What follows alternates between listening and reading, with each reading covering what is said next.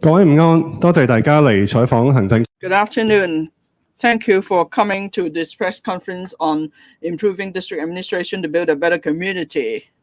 Attending the press conference, we have Mr. John Lee, the Chief Executive, Mr. Chen Kok-kee, Chief Secretary for Administration, Mr. Paul Lam, Secretary for Justice, Mr. Eric Zhang, Secretary for Constitutional and Mainland Affairs, and Ms. Alice Mack, Secretary for Home and Youth Affairs.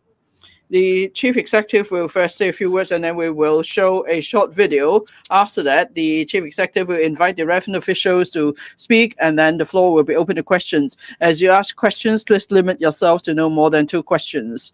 First, over to the Chief Executive. Good afternoon.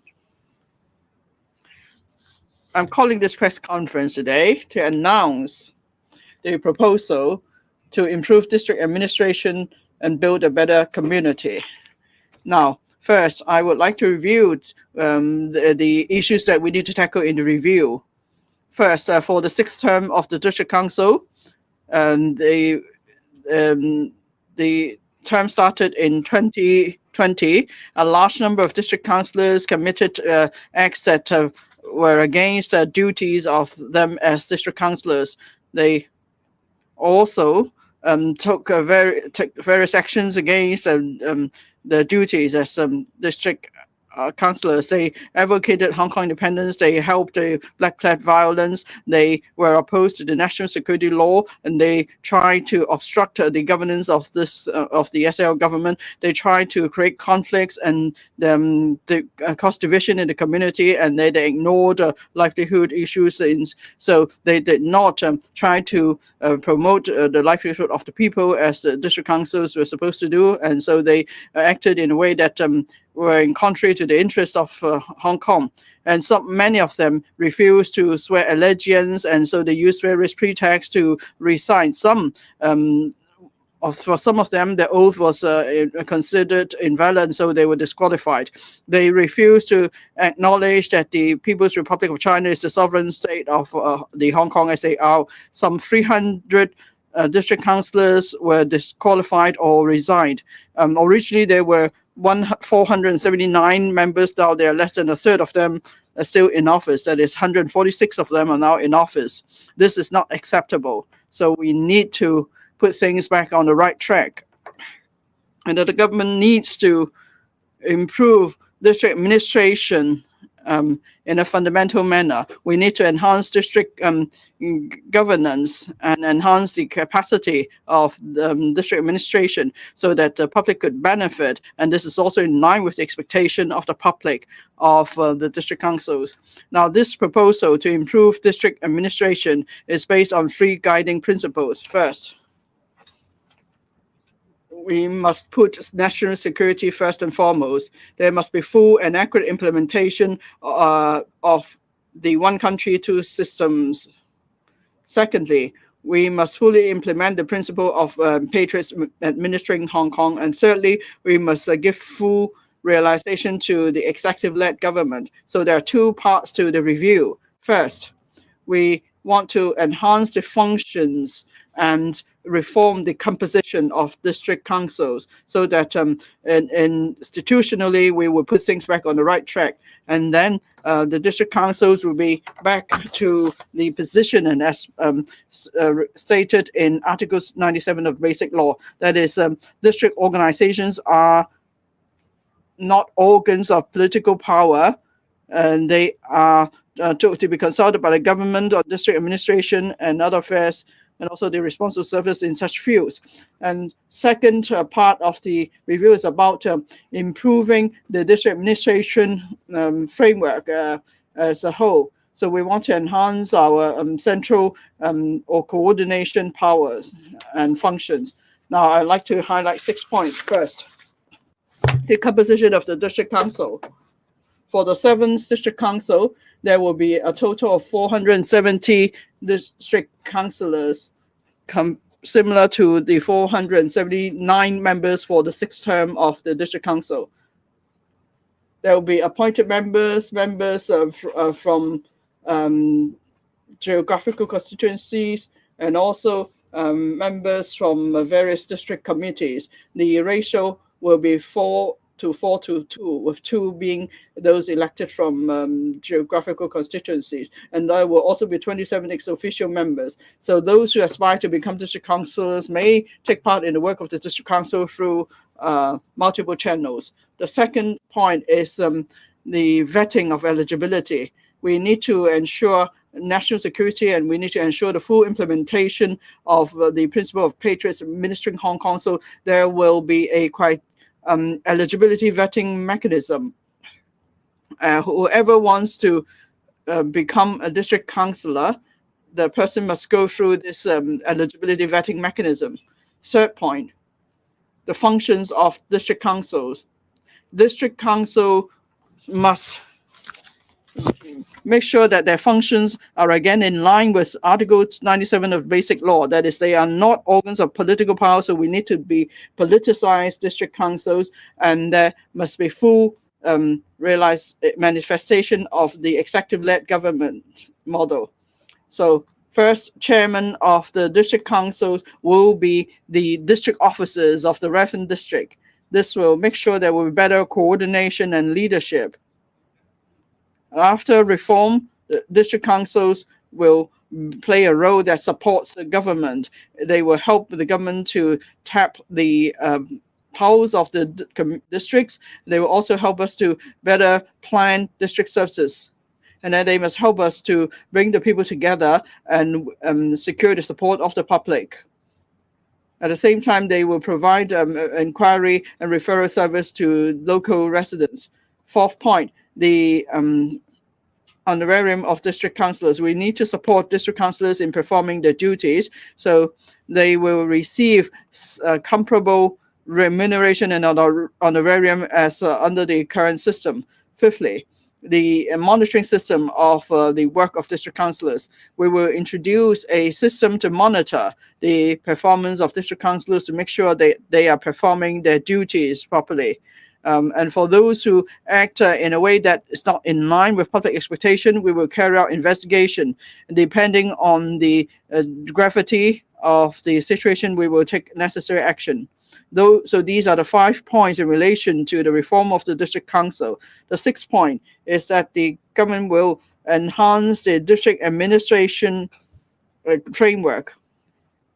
There will be high-level leadership and coordination. There are 2 measures in this respect. Firstly, we will set up a district administration steering committee chaired by the Chief Secretary for Administration. The committee will lead the overall strategy of district administration as well as the reference policies and measures. Now, secondly, there is now a task force chaired by the Deputy Chief Secretary on district matters. This will be reorganized to become a task force on district administration. It's responsible for coordinating and directing the district work of the various policy bureau. There is an urgency to and the necessity to reform the district council. See, the proposal has a legal basis, and the proposal is in line with the 3 guiding principles I mentioned earlier on. That is, we put national security first, and we need to fully implement the principle of patriots administering Hong Kong, and also we need to give full manifestation of the government-led government structure. Now, the 2019 Hong Kong version of Colour Revolution is an alarm bell to us. We need to plug the loopholes in the existing institution. We need to prevent the district council from becoming again a platform for supporting black cat violence and for the mass destruction camp. We need to prevent people from confusing issues and from all these irregularities from happening again at the district council. We need to make sure that the district council will again be here to serve the public. This is the original objective of the district councils.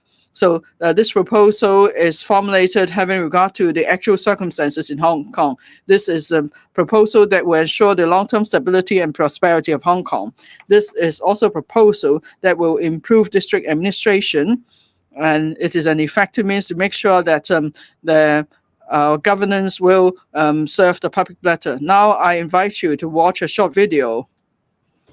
This is a review of the background and reasons why we need to improve the district administration. We will also show you what the district council is supposed to do now that they will be back on the right track. Now, district council is supposed to serve the public. Unfortunately, there's been disruption and obstruction in the past. It could not function properly. It's become sick. Now it's time for district councils to restore health and to be back on the right track so we have better district administration. District councillors should offer constructive suggestions to government to improve the community. They should keep tab of the aspirations of the public and play a proper role. So we need to improve district administration to build a better community for the good of the public. Now I will invite the different officials to explain the various details to you. First, the Secretary for Home and Youth Affairs will explain the details of the reform of the district council. There are a few measures that we will put in place. I'll first talk about the first three measures. That is the consultative service and the duties formation of the district councils after the reform, and also the arrangement of having the district officer serving as the chairman of the district council. On duties of district councils, we have to follow Article 97. That is, the district councils have to serve as district organizations that are not organs of political power. We also have to channel the opinions from the public and enhance the duties of district councils.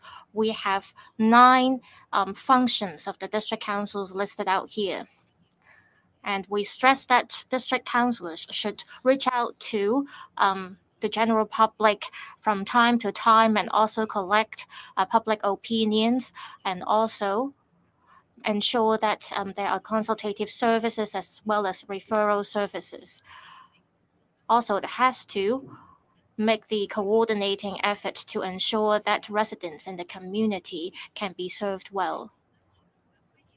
After the reform, district councils will support the government in its role and grasp the development of the communities on behalf of the government, so that the government can more effectively curate community services. Also, district councils will have to bring people together and provide consultation and referral services for residents in the community. After reform, the functions of district councils will be clearer to the public and serve its function more effectively. The district officer will serve as the chairman of district councils. As mentioned by the CE, this is to enhance the coordinating effort of district councils.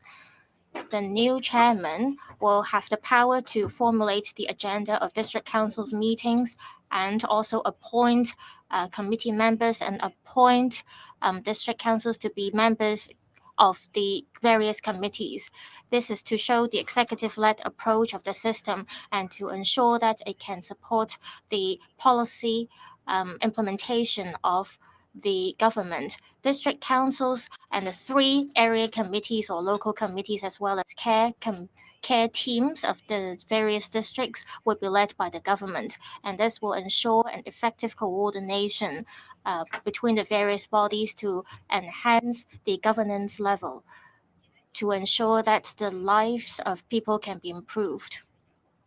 In terms of the formation of district councils, it will be formed by appointed members, ex officio members, as well as other members. There will be 470 seats, and the proportion will be 4, 4, and 2, plus 27 ex officio members from the new territories. There are multiple ways for us to give rise to these district councillors so that people can, through multiple channels, participate in district council's work. Also, we will be able to collect opinions and comments from various channels so that the government can have a better consideration of various issues and formulate better policies. When residents seek help, they won't need to just go to the district councillors. They can also go to members who are appointed through various sectors so that we can offer better assistance to residents in need. Now, I will invite Mr. Eric Zhang, Secretary for Constitutional and Mainland Affairs, to brief you all on the formation of district councils. Thank you, Chief Executive. Now I will explain the formation, the method of formation of the district council, of the Reformed District Council, and also matters related to election. Now, for the design of the method of formation, we have regard to some important points. First, we need to depoliticize district council so that district council will go back to the original functions. Also, we need to fully implement the principle of patriots administering Hong Kong. We need to make sure that district councils are firmly in the hands of patriots, and also we will through various channels generate seats so that there will be people from different sectors of professions who aspire to serve Hong Kong and who could then take part in the work of the district council. Now, the Chief Executive and Ms. Alice Mak mentioned that there are going to be 770 seats for the new term of the district council, similar to the 479 seats for this current term. Also, we need to make sure that district councils will continue to serve various functions. There are 4 ways to form the district council. First, by appointment. Second, by elections of district committees. And thirdly, by district council geographical constituency election, and also there are ex officio seats. Now, for appointments, district committees and geographic constituencies, the ratio is 4:4:2. And also there are rural committee members who become ex officio members, so in total 470 members. And then there will be members with different experience, and they come from different sectors. District councils may collect reviews from different channels, and the government then will be able to fully consider views on district matters and come up with suitable district policies. And this will help to enhance district administration and ensure good governance. For district committee sector, 176 seats, they will be appointed by the Chief Executive. The Chief Executive will go by the meritocracy principle, and they'll have regard to the needs for district administration and development, and they'll invite individuals who love the country and love Hong Kong, and who are competent. And then there will be different people from different sectors and professions with different skill sets. For the district committee seats, the 176 seats will be formed by members from district fight crime committees, district fire safety committees, and area committees, the so-called free committees. So the district councillors will be elected among among members of these 3 committees. They have a strong link to the local community. They know the community well, and so they have they know the needs of the community, and then we will select suitable people. And then the candidates must also show that they're able to look after the overall interests of Hong Kong as a whole.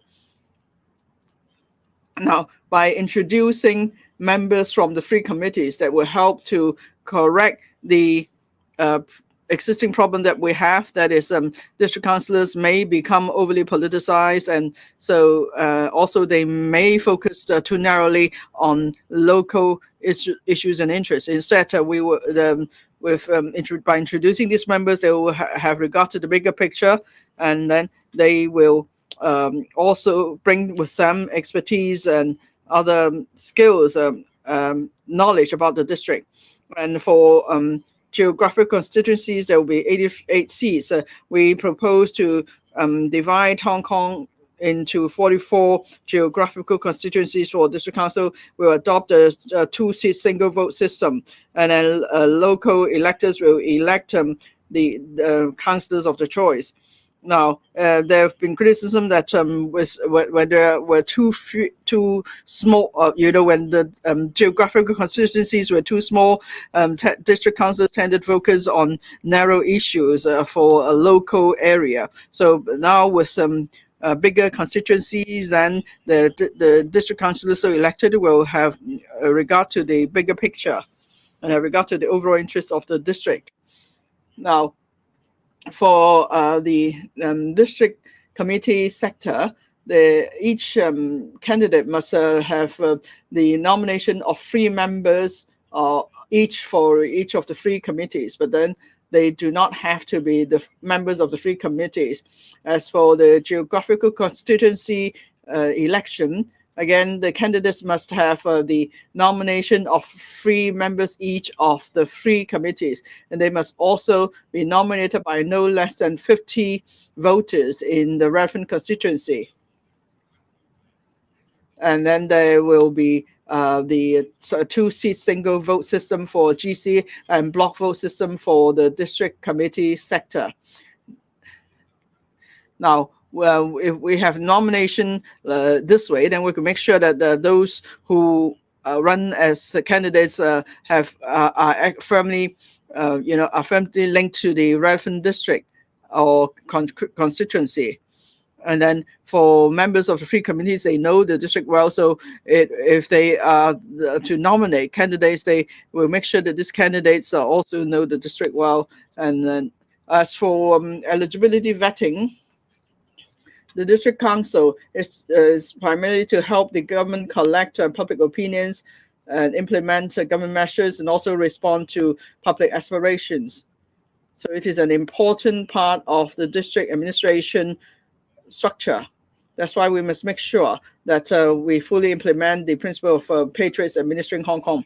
Therefore, the SAR government is to set up a district council's eligibility vetting committee. There will be 2 to 4 official members and 1 to 3 non-official members forming the committee. It doesn't matter what method of formation or election is adopted. All candidates must first be vetted by this committee before they could either run for election or become ex officio member or be appointed.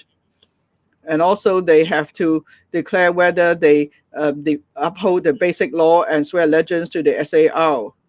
If necessary, the committee may consult the Committee on National Security in Hong Kong.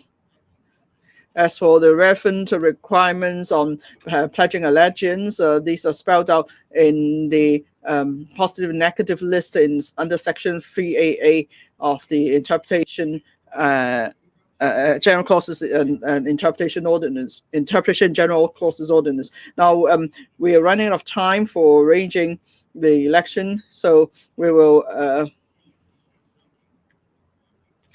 suspend the work for demarcation of constituencies. Instead, the SL government will take up the task. This is just a one-off arrangement because of the time limit. In future, the demarcation of district boundaries will still be left to the Electoral Affairs Commission. Now, we're going to have 44 geographical constituencies. Because we adopted 2 seats, single vote systems, that means there will be 44 constituencies, and then we're going to merge some of the current geographical constituencies, and at the end we'll have 44 larger new GCs.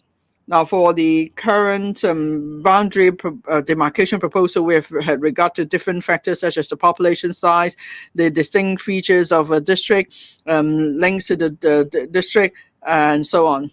These the demarcation proposal will be included in the relevant amendment legislation for consideration by the Legislative Council in relation to the reform of the District Council. Now I'll invite Ms. Mack to tell you about the remuneration and allowances for District Councils. Yes, for the newly reformed district councils, we need to support the work of district councillors in performing the duty. So for the remuneration or allowances that we offer to district councillors now, they will be kept at more or less a comparable level in future. Now, this whole exercise is to benefit the public at the end of the day. So we want district councillors to keep pulse of public sentiments in the district. We need to strengthen their work in the district. So how can we benefit the public directly? Of course, then we need a district council that performs its duties properly and responsibly. So that means in a term of the district council, we need to make sure that every district councillor performs their duties with due diligence, and they're able to reflect the views of the public. So that's why we have this monitoring mechanism of the performance of district councillors. For district councillors who do not behave or perform in a way that meet public expectation, we will carry out an investigation. This is to enhance the transparency of the work of the district councils. Now, the Secretary for Youth and Home Affairs may receive feedback from the chairman of the district council, or after members move a motion, then the monitoring mechanism will be triggered, and an investigation will be carried out to handle the particular district councillor under complaint. Now, if the district council concerned thinks the process is not fair, then he could lodge an appeal to the Chief Secretary for Administration. The Secretary for Home and Youth Affairs will also formulate administrative guidelines and publish them to explain what performance is expected of district councillors. They will also create a negative checklist. Now, this mechanism is to make sure that the public can exercise their right to vote for the district councillors, or more importantly, through this mechanism, they're able to help monitor the work of district councillors. Because we want to make sure district councillors are able to reflect the views of the public and to serve the public properly. Now, the Secretary for Justice on amendment of legislation. Thank you.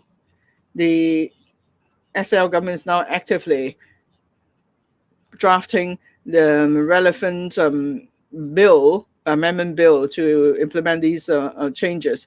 So this amendment exercise involves 6 principal ordinances and 14 pieces of subsidiary legislation. Most importantly, we need to amend the district council ordinance and relevant election legislation. Now, first, we need to amend the functions of district council. Second, the composition of district councils. And thirdly, we need to add provisions on appointment of district councils also for the district committee sector. And fifthly, we need to amend provisions on the on GC election, and then we need to set up in the eligibility vetting committee, and also put in place a monitoring mechanism and investigation mechanism. At the same time, we will amend and repeal other legislative provisions and relevant subsidiary legislation. This is to make sure that we have provisions that will reflect the proposed methods of formation and so on. Thank you. Next, the Chief Secretary for Administration will explain the relevant governance structure to be set up. Thank you. Thank you, CE. To respond to the needs of the public, the government needs to enhance its district administrative work and enhance its coordinating and leadership efforts. We will have a relevant structure in place. I myself will chair a district administration leadership committee to make the leadership effort to formulate overall strategies on district administration. Also, we will reposition the district administration dedicated unit chaired by the Deputy Secretary for Administration. It will be responsible for coordinating and directing various government bureaus on district works. First, on this District Administrative Leadership Committee, it is a new structure. It leads the district work of various departments. It has 3 major duties. First, to formulate strategic directions on district administrative work and accord priorities to various policies and measures. Second, and leading various government bureaus and departments in rationalizing the implementation of policies and measures within the district. And third, to examine the effectiveness of district administration. We hope that by the middle of this year, we'll hold the first meeting under this committee. Representatives of various departments will be in charge of livelihood issues. Depending on the needs, we may incorporate other government bureaus or departments into the committee. We will announce the relevant details later. Under the leadership of the committee, it will ensure that under this new structure, the various policies and measures formulated will work with each other to achieve the expected results and respond to public's needs and demands. Also, for the dedicated unit or policy unit chaired by the deputy secretary will formulate or finalize the district policies and issues. Currently, it is formed by various high-level government officials, and it will ensure interdepartmental negotiation discussions, and together they will work on various policy issues and issues in the community. Currently, this task force will be led by the Deputy Secretary for Administration, and all the long-standing and difficult issues will be monitored and coordinated by this new task force or unit. Under this new structure, we will consolidate the various committees to set up a new unit to have an overall consideration of community issues. And this unit to be chaired by the Deputy Secretary as well as the committee to be chaired by myself will direct and coordinate the relevant government and bureaus and departments to carry out the community and district work. 2. Resolve issues that requires interdepartmental or cross-district efforts, or community issues that require the exercise of discretion. We expect that by the middle of this year, we will hold the first meeting under this task force, and the representatives to be present in the meeting. There will be the government departments in charge of the livelihood issues of the public. We may also invite other departments to join the task force as well. We will announce the relevant details later. You can see from this slide the new structure. The enhanced district administrative structure is shown here.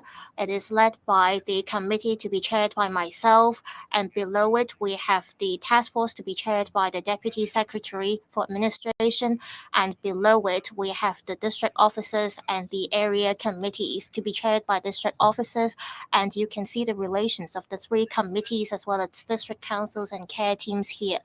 To conclude, there are 5 benefits to this new structure. First, it can enhance the functions of district councils. After reform, district councils can allow the government to more effectively curate policies and promote district work. Also, district councils will no longer be responsible for funding allocation approvals, and this can prevent the abuse of power by some of the district councillors, which may hinder the policy implementation of government. Also, we will have district officers serving as the chairman of the district council, and it can ensure that the leadership will fall on the government, and it will better coordinate the district councils, 3 committees, and the care teams. Also, we will improve the formation method of district councils to ensure that people who love the country in Hong Kong can have multiple channels to serve the public. Also, we will have people with expertise and relevant experience and those who are capable to join the district councils and serve the public. They can, through various channels, collect views from the public so that the government can have a better consideration of the various issues. And when residents seek help, they can have the assistance from district councils with various capabilities and experiences. By introducing the appointment system and the district committee sector, we can correct the problems that we see under the current system. It's not the case that it will be better if we have more elected district councillors. We propose this appointment system and district committee sector, and the ratio of these three parts of members are 4, 4, and 2. And this is to consider the overall benefits of the society so that we won't have the relevant restrictions like we see in the current system. And by enhancing the constituencies, we encourage people to look at things from a wider perspective. District committee sector and geographical constituencies, that is, members who are going to run in the election, they need nominations from the three committees, and we're going to adopt the single vote system, double seat single vote system, so that it can better reflect the opinions of the general public. Thirdly, we're going to introduce the eligibility review mechanism to ensure that everyone who joins the district councils pleads allegiance to the SAR government and they are all patriots, and that they won't use district councils as a platform to advocate Hong Kong independence and endanger national security. Fourthly, we will monitor the performance of district councillors. Citizens will not only have the right to vote, and they can also help monitor the performance of each district councillor to ensure that they are all diligently serving their duties, to ensure that all district councillors will work together to serve the public. Lastly, we are enhancing the district administrative structure. The newly established District Administrative Leadership Committee will ensure that all the policies and measures to be put in place will work well with each other, and we will, from a wider and macro perspective, consider all kinds of district issues to ensure that we can more effectively respond to citizens' demands in a timely manner. The task force to be set up can also facilitate the coordinating efforts of between the various government departments. To conclude, the proposal that we're rolling out is to better serve the public so that the entire society can benefit from the proposal. 跟住落嚟 Now we welcome questions from the floor. So the floor is open to questions. If you wish to ask questions, please raise your hand. And before you speak, please identify the organization you come from. And also, please limit yourself to no more than 2 questions. To the right, the gentleman in the middle. I'm from Hong Kong Economic Journal, Chong Ka-ho. Now, it seems to be major surgery for the District Council. You are introducing eligibility, vetting, and so on. So you should still be able to include only patriots. Why do you need to substantially reduce the number of directly elected seats? Because are you afraid that then the district councils won't be able to reflect the views of the public? If you think the 2019 election was the cause of chaos, then why are you still keeping 20% of the elected seats? Shouldn't you just remove them altogether? Now, for this proposal to improve district administration, we have had regard to the actual circumstances. We've also considered the chaos seen in district councils in the past. That includes some Hong Kong independence, mass destruction, black-clad riots, and all that. Now, for the design of the system, we're not talking about just isolated measure. It's not just a single measure. We're talking about improving the district administration as a whole. So we're not just talking about one particular type of district councillors and their proportion in terms of the total number of seats. Rather, we have considered the overall interest of Hong Kong. So what's best for Hong Kong, that's what we consider. First, we believe that if we could bring in more talents to district councils, then they will be able to provide better service to the public. Put simply, say there are certain facilities in a district, maybe container terminals. So if there are people in the transportation sector who have expertise and experience and they join the district councils, it would be good. Secondly, we want there to be a diversity of people coming from different backgrounds joining district councils. Now, everyone, of course, will have their own consideration as they consider whether to join district councils to serve the public. So with this improved measures, we are able to bring in more talents to the district council, and that will help to enhance the service provided by the district council also when there is consultation on specific issues, and then we will see better outcome. The ultimate goal is to improve district administration and build a better community. We want to be able to serve each and every member of the public better. Now, in the past, we've gone down the wrong route. So that's why we've seen advocates, those who advocated Hong Kong independence or mass destruction or black-cat violence. These people joined the district council. We must learn from this lesson. We must not forget about the mistakes we made. So because we've gone down the wrong path, so we need to go back on the right track now. Otherwise, if we keep going on the wrong path, you know, as you see what happened with the district council, all the commotion we saw, district council was hanging on the cliff, and they tried to bring Hong Kong down with them, and I will not allow district councillors to undermine the overall interest of Hong Kong. We won't allow them to bring any single member of the public down with them. Well, no, I won't allow that. That's why with this proposal, we've had regard to to what happened in Hong Kong. In the long run, we want to improve district administration. I hope you also look at the second part of the review. That's what the Chief Secretary just explained to you. Now, that is, we improve the district administration. Also, we're building a new structure, and we're proposing effective measures. The ultimate goal is for district councils to go back to their advisory and consultative functions as spelled out in Article 97 of Basic Law. So we want the district councils to focus on their originally intended functions. And that's the best way to help Hong Kong people.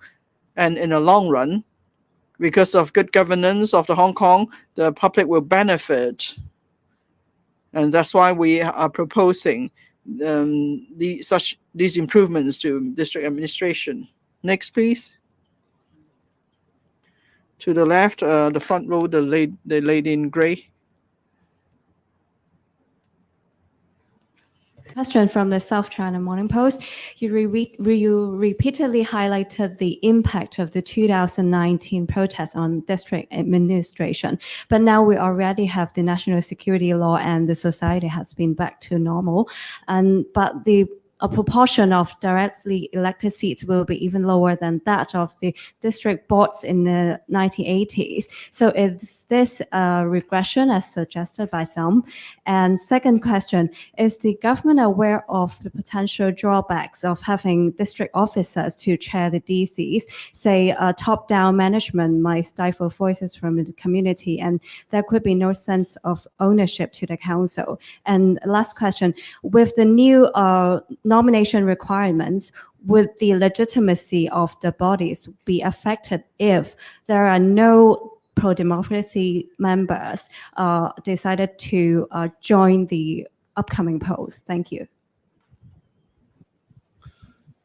Well, first of all, it is not the 2019 protests, it is the black violence, it is the attempt to make Hong Kong independent and the attempt to cause disaster to Hong Kong society as a whole that we need to prevent. I think that has to be made very clearly. We live through that. Don't forget it. We have to bear that in mind so as to ensure that in the long run, the system will protect us from all these chaotic and harmful situations to arise again. The second thing is the design of the system is to take into consideration of the actual happening in Hong Kong. And of course, considering what I have mentioned, the chaotic and disastrous situations that we all experienced. The whole design is for the benefit of society as a whole, because it will let people who has the heart to contribute to the district to join through different channels. At the end of the day, what is important for any system to be considered as a good system is what it will deliver. What this system will deliver will be a district council which will take the overall interest of the district and, if more possibly, the whole interest of Hong Kong into account when they deliver their service and do the consultation. The original, or what happened in the 6 district councils, as I've described, already indicated that we have to ensure that the bad situation doesn't come back again. And the different setups have taken into consideration to make the system to be representative, because those who are familiar with district matters will, through the various systems, to get into the district council. For example, through the district election committee. And also, through all these arrangements, it will be the people who are connected to the district will likely be allowed through various channels entered the district council. It will also ensure that overall stability of Hong Kong through a smooth process of district council election and also different channels to get into the district council. As regards the duty of the district officers to be the chairman, first of all, it will ensure that the district council will operate as the Basic Law, Article 97 requires. That is, to be consulted on issues that the government wants to be consulted on, and also to provide services in regard to culture, recreation, etc. It will also reflect the principle of administration-led governance. The district council is part of the Hong Kong government's governance system. That is why we have also strengthened the whole system with the creation of 2 committees, one chaired by the Chief Secretary and another chaired by the Deputy Chief Secretary. It will create more ownership because the Council will focus their full attention on discharging the 2 responsibilities that the Basic Law wants them to discharge, which is to be a consultative organization and to deliver service as the government wants.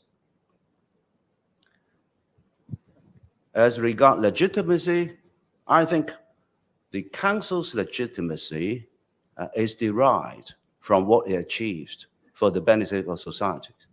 I have very strong confidence that the District Council, as we have proposed now, will be able to discharge their basic functions better and more efficiently to satisfy the demands and the wants of the people in the district by ensuring that they will do their consultation properly with good focus and also rendering services as the government wants. 繼續落去之前咧，提一提大家提問嘅時候咧，就請盡 Before we continue, I'd like to remind you that please keep your questions succinct and please limit yourself to 2 questions. The one on the left, please.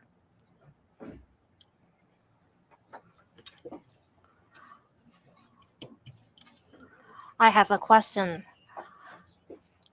on enhancing the electoral system.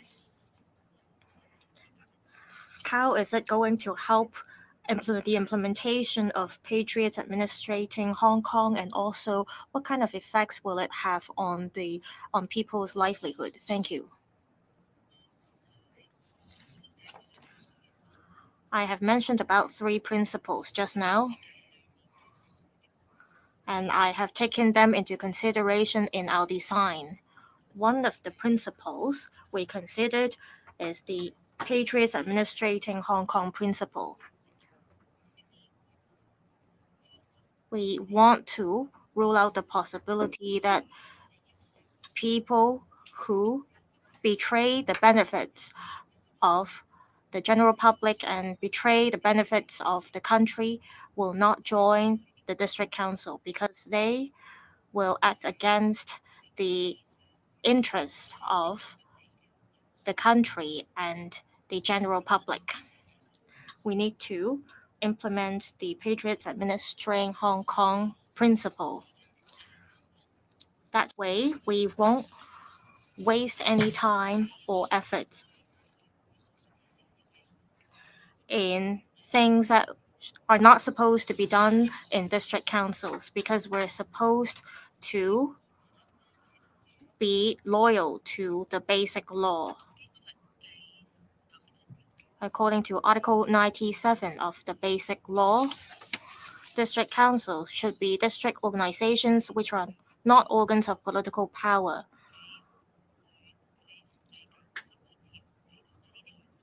When we implement Article 97 of the Basic Law under this system, I believe that the new members of district councils will be able to better serve their functions. We can still recall the chaotic scenes that we saw after 2019. The district councils back then were turned into platforms for advocating Hong Kong independence.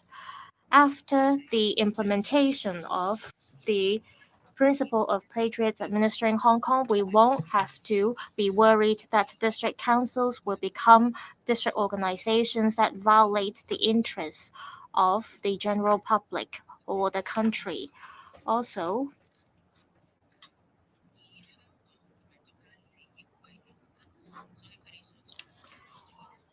what we do in the district councils will be in line with the interests of Hong Kong, and also it will ensure the long-term prosperity of the city as it provides consultation services and other services, it will be able to better serve the local residents.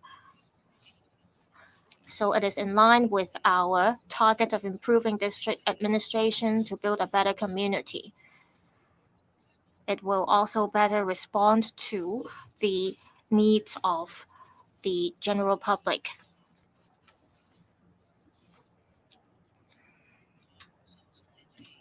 To respond to your questions, I believe that as we enhance our system, we have taken all these into consideration. The lady at the back, I'm from Sengtao Daily.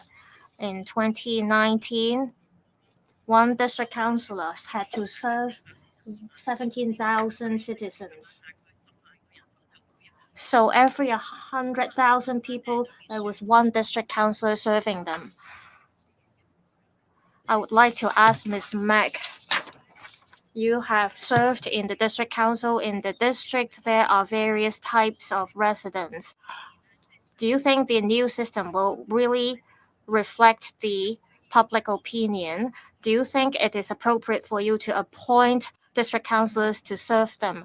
Also, CE mentioned that there would be an appointment system. For instance, there will be members who are from the logistics or transportation industry, but they may be part-time district councillors. What KPIs will you impose on them to ensure that they can fulfill the expectations of the general public? Thank you. I will first raise my views, and then I will invite Ms. Mack to share with you more about her views. First, is it the case that it will be better if we have more district councillors? There are no scientific proof, and we may have to face the issues of fragmentation.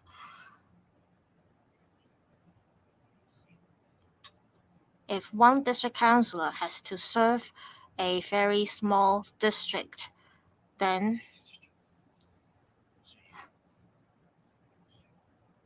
he or she may only look at very small issues, for instance, the leaves of a tree instead of the whole tree or the entire forest. District councillors will be concerned about the issues or works within his or her constituencies or district.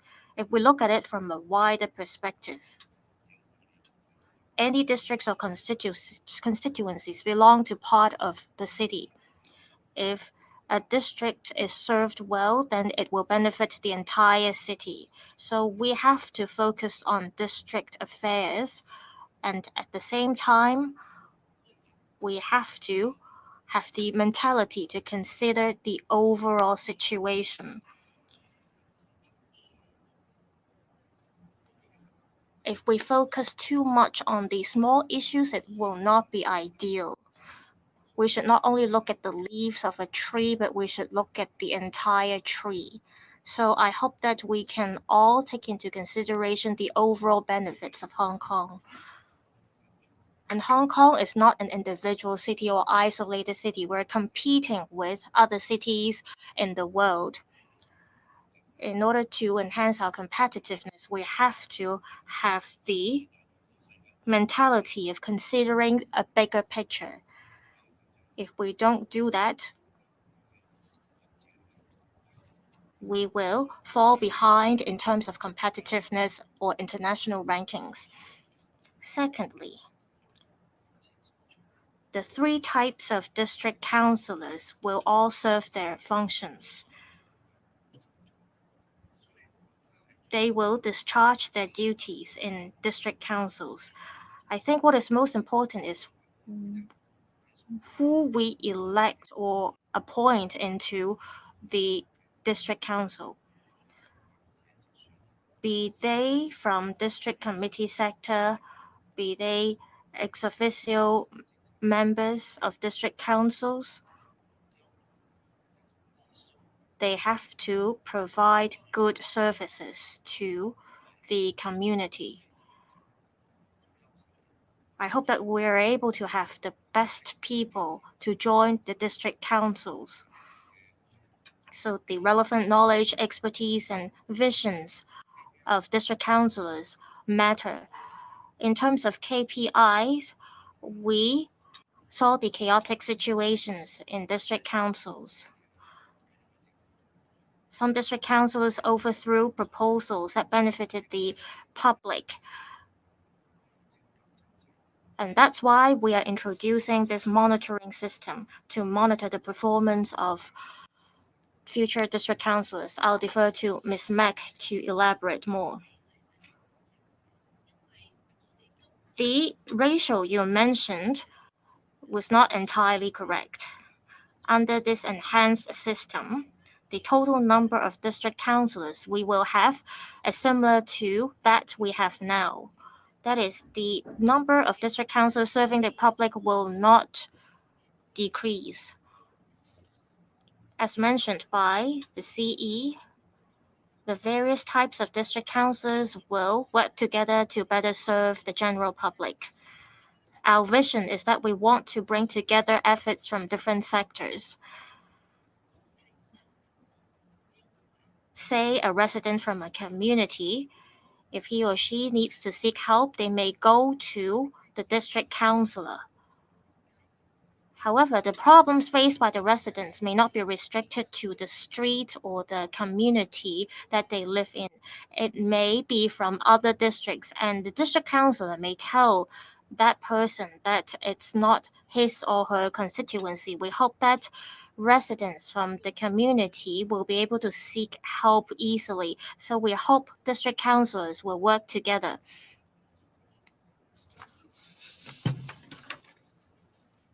We are not changing or adjusting the honorarium or remuneration package of the future district councillors.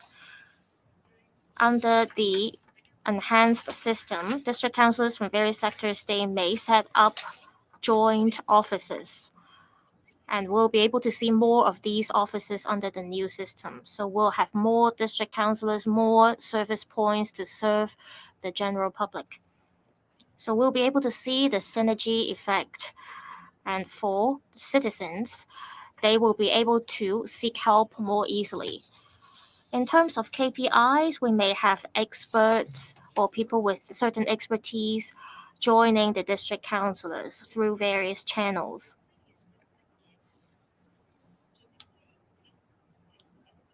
How a district councillor join the district councils will not affect the services provided by him or her.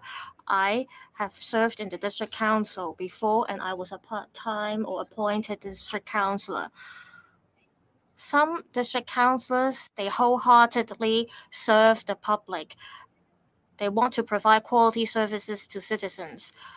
As mentioned by CE, we need to have a monitoring system in place to ensure that citizens can exercise the right to vote, and also throughout the tenure of district councillors, they can monitor the performance of each district council to ensure these district councillors will serve their functions. Next to the right, second row, the lady there.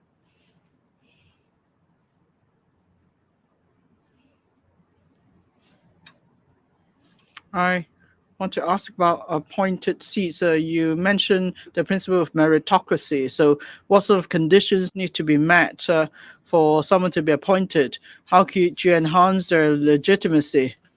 And then for members to be elected from the in the district committees elected, there are the 3 committees to elect members. So, well, for these committees, maybe the terms of office not the same. So, are you going to align the terms of office for the 3 committees and the district council?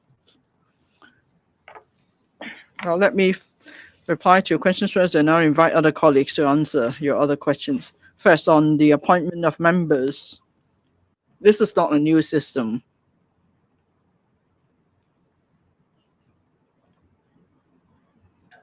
And the appointment system has been working well in Hong Kong. For example, we have various advisory bodies, and there is the appointment system in place. The criteria we consider are, first of all, whether the person is capable of playing an active role in the district council. We also consider the person's expertise and experience.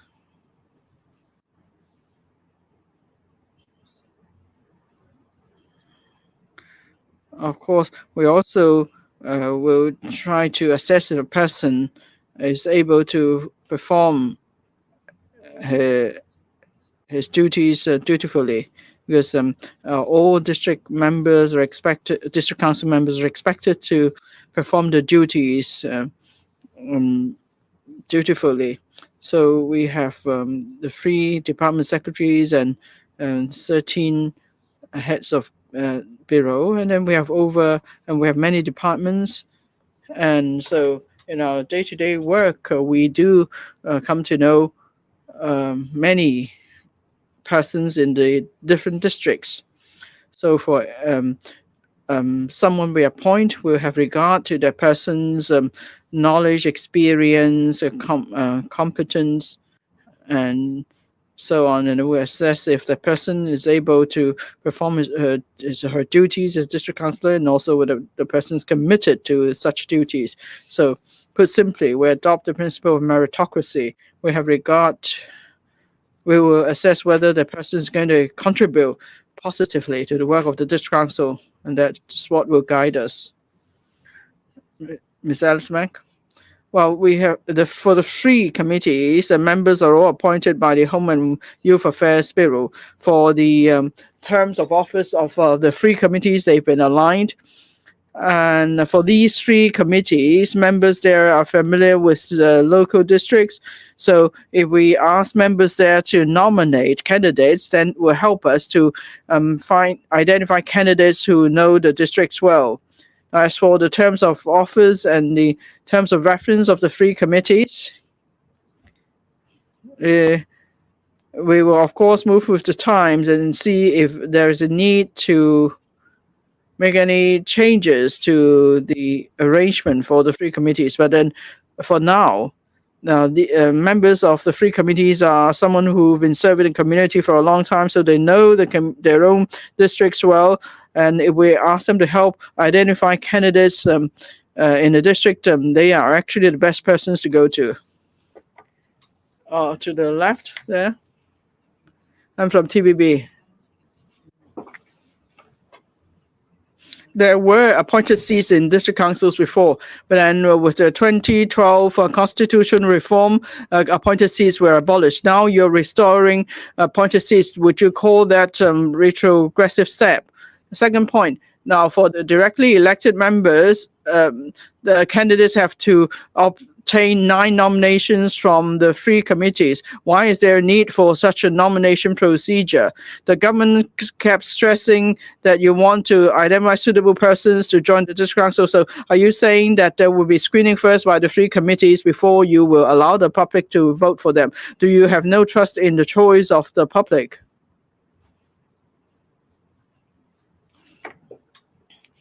The appointment system has been in existence for a long time. When I answered another question, I've explained the background.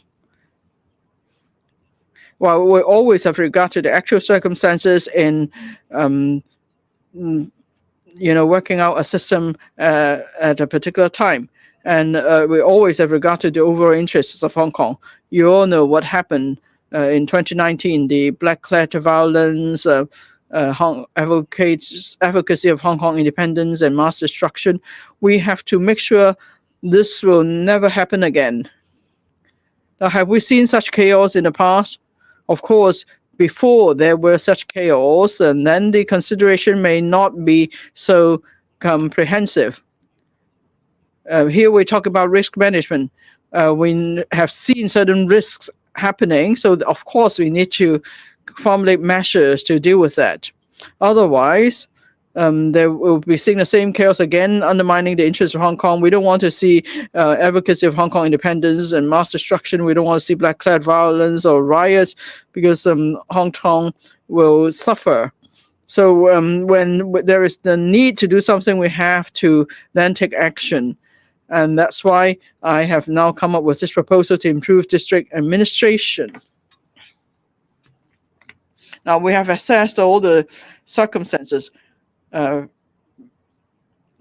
because for the district councils, they have exceeded the they have performed in such a way that's exceeded the framework of Article 97 of the Basic Law. So now we want to bring things back to normal, and so we need to identify people who are competent and who join to join the district council. We also want to offer more channels for people who want to join the district council. And here, of course, we're talking about people who love the country in Hong Kong.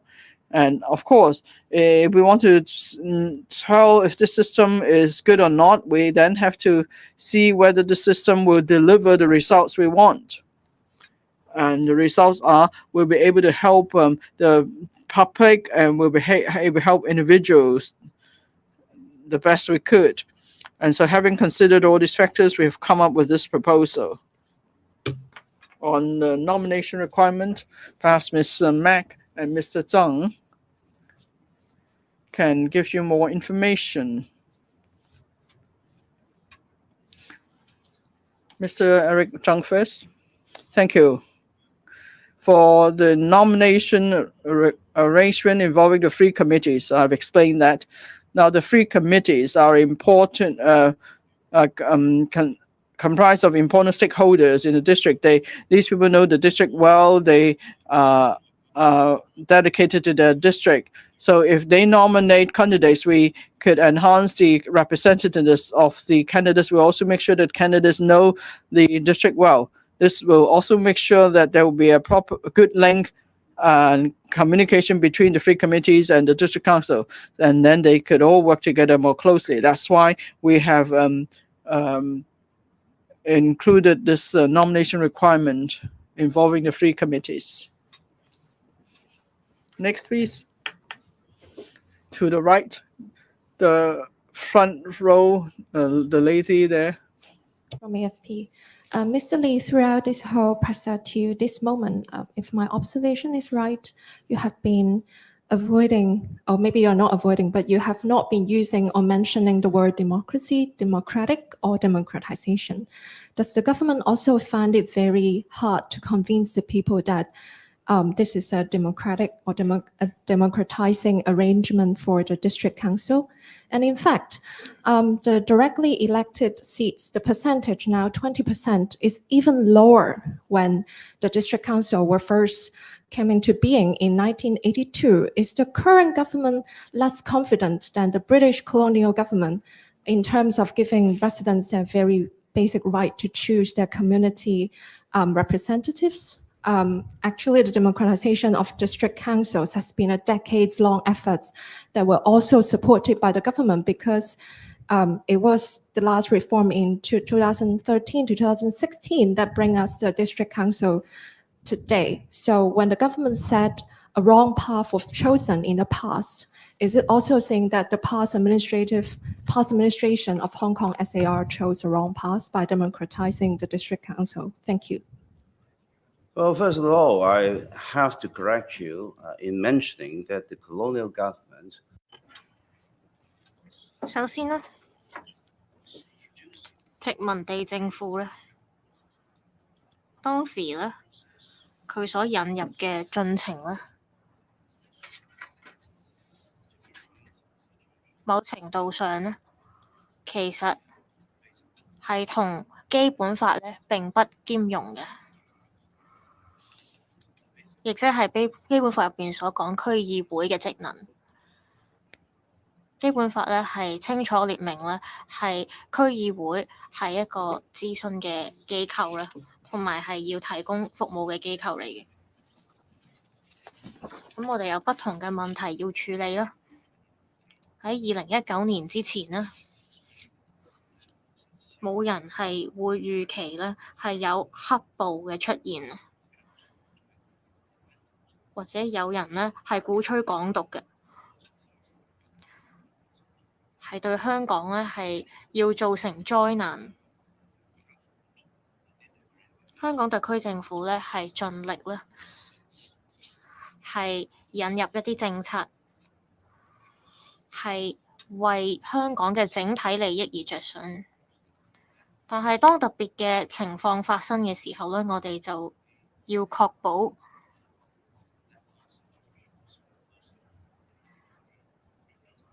呢一啲咁惡劣嘅情況咧，係唔會再喺香港出現。我哋係要防止呢啲嘅情況發生。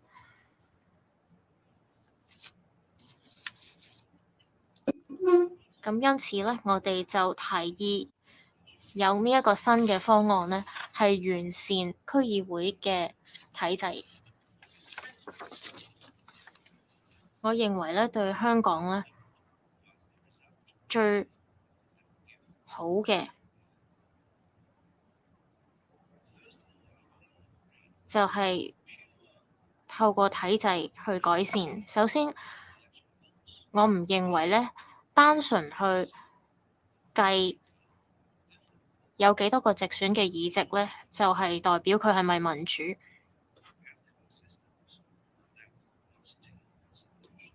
我哋要考慮到唔同嘅地區嘅特色，同埋唔同地區嘅元素。咁對香港嚟講啦，就係我哋要諗下過往有啲咩好嘅做法，同未來係有咩好嘅做法。我哋係要喺地區入邊選取一啲好嘅人，係可以令到政府施政係有效。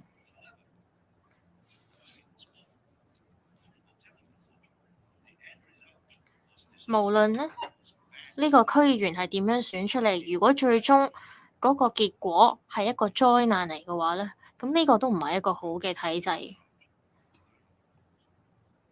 我認為我哋而家提出嘅方案呢，係有佢嘅好處啦，係可以確保所有嘅。So that those who then become district councillors now will perform to the satisfaction of what the responsibilities they are required to be to carry out under Basic Law Article 97. 時間關係咧，我哋解答今日最後一位記者提。We'll take the last question today. The lady in the middle. I'm from Dim Sum News. For politicians with different views, would they still be able to run in the election through various channels? And how many vice chairmen will there be in the district councils? And how will they be elected, or how will they be able to join? There's only one kind of people we won't welcome. That is those who undermine the interests of Hong Kong, those who advocate mass destruction and black-clad violence, those who act against the overall interest of the general public of Hong Kong. So it's not about the political stances or views. Please don't be misled. People with any political views will be able to, through our enhanced system, join the district council. Of course, we will have to ensure that they plead allegiance to the SAR government and they embrace the basic law. They can not only pay lip service, they will have to take actions. So we only rule out one type of people, that is those who act against the interests of Hong Kong, those who endanger national security, and those who do not embrace or plead allegiance to the basic law or the SAR government. Those who have various thoughts on the policies of the government, they are welcomed to join the district council as long as they meet our eligibility requirements, or as long as those who are eligible. That is, they have to embrace the basic law and they have to plead allegiance to the SAR government. This is an essential requirement under one country, two systems principle. On the number of vice chairmen, I'll defer to Ms. Mack. The chairman will be served by the district officer and we won't have any vice chairman. we are trying to respond to demands of district stakeholders or people of the general public. People may think that we have care teams and we have district councils and we have various other committees. So what are the relations between them? We have district officers to serve as the chairman, and the chairman will help rationalize the positioning of district councils and the district work, and it will create a better synergy in the district council. Also, as the chairman of district council, district officers can collect views from the community, be they opposing views or supporting views of the government. And these views will be reflected to the relevant government departments so that we can have a better grasp of the public sentiment. And when we formulate policies, we can have a comprehensive consideration of the needs of the general public. Under our proposal, we will have district officers serving the chairman of the district council. This is the end of the press conference. Thank you. The press conference has concluded. I'll take this last question. We think that this proposal meets or can satisfy the interests of Hong Kong. It is a good system, so it should be run in the long term.